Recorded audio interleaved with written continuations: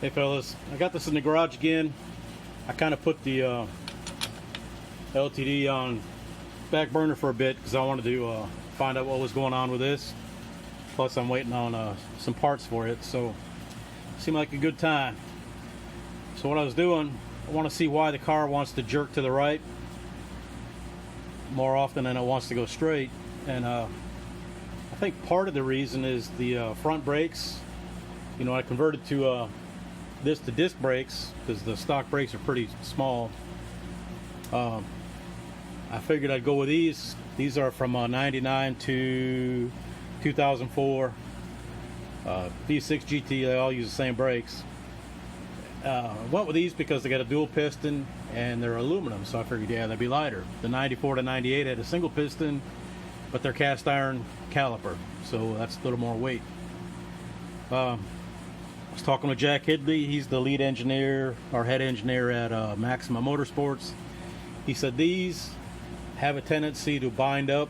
You know, the piston hangs up in the bore. He's not sure why, but it's just a tendency they have. He said they are also rear biased, means they don't have as much pressure on the front.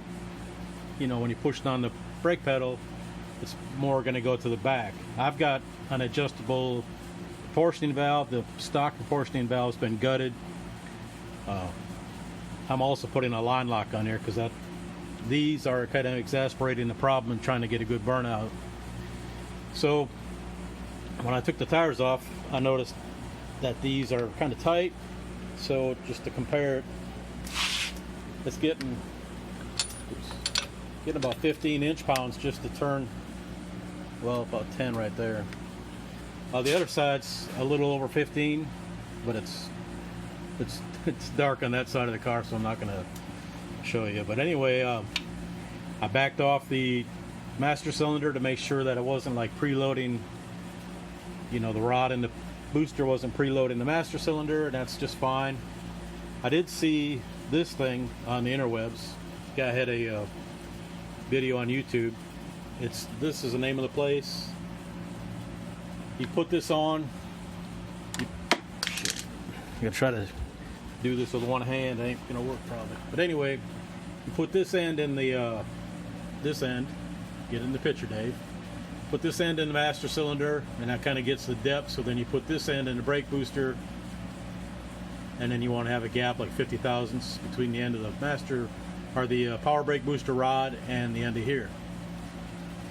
So that'll help some. I noticed I checked the red car because when I put it together I used just like a dial or a regular caliper to check all that, but the regular caliper on the end is square, and in the master cylinder it's rounded, so I wasn't getting a good measurement. So they were both a little tight, but even so, this is still way too tight. I've seen videos on the interwebs of the guys, especially like the racers, the old factory stock stuff.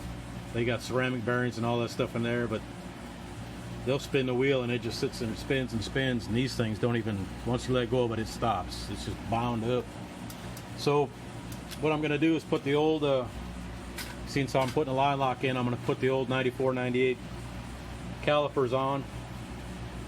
We'll see how that works out. The red car, the driver's side spins real good, but the right side is kind of tight like this one. So once I get these off, I'll take them apart and see if I can see what's going on, maybe determine what the issue is. But you can't expect to run good numbers at the track when you're pushing so hard against the front brakes. You know, that's way too much to overcome. So anyway, you'll see how this works out. I'm also, like I said, I'm doing the line lock, putting the different calipers and rotors, and getting rid of that funky K-member because that's suspect also.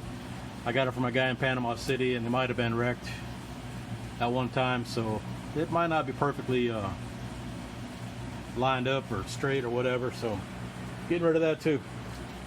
Anyway, when I get it all done, we'll go weigh the car. I'll see if I can get the door bar out, and go weigh it again just to see where it's at. That's all, fellas. Thanks for subscribing and all that business. Later. All right, so I got this off and tried to take it apart. I got one piston out. What I did was put air into the nozzle or the brake, or the hole for the brake line. And it pushed this one out right away. This thing didn't budge. I took the bleeder screw out to try to push air in through that way and noticed it's really rusty. And it had what's called plumber's tape on it, which I didn't remember putting on there, but anyway, it looks kind of crappy inside there, which is not good. And this one even had some junk in it, even though I used this fresh fluid when I put these on and bled them.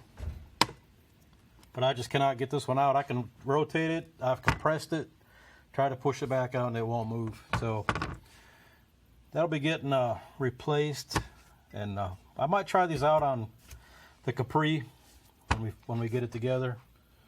I'll see how the earlier calipers work from the 94-98 car on the Stupor Trooper, and then go from there. We'll figure it out. All right, later, fellas.